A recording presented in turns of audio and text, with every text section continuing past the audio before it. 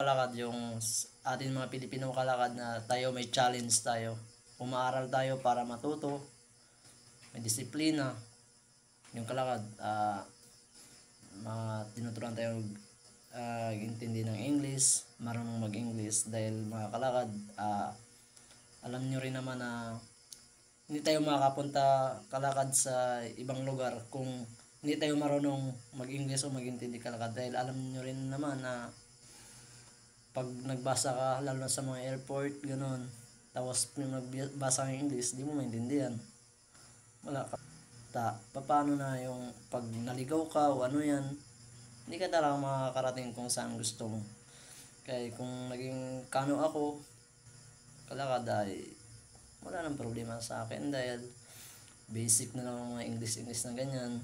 Pero tingnan nyo ako kalakad na nag-graduate na lang ako kalakad. Graduate ako grade 12, may diploma ba ako? Tandaan nyo yan. Pero hindi ako marunong mag-English kalakad. Kunti lang, mag-intindi. Pero nagkaroon naman ako ng mabuti. Alam niyo yan. Pero proud ako na naging Pilipino ako. Yun. Alam ko rin naman sa ating mga Pilipino, proud tayo na. Di nga. Wala. Grabe.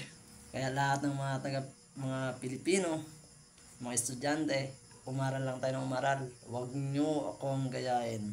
Contraction boy na. Diba? Diyan sabi ng iba, sa school walang pera. Pero dito sa contraction, may pera ka na. May experience ka pa.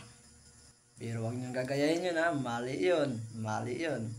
So, sumbong ko kayo kila mama nyo. Thank you.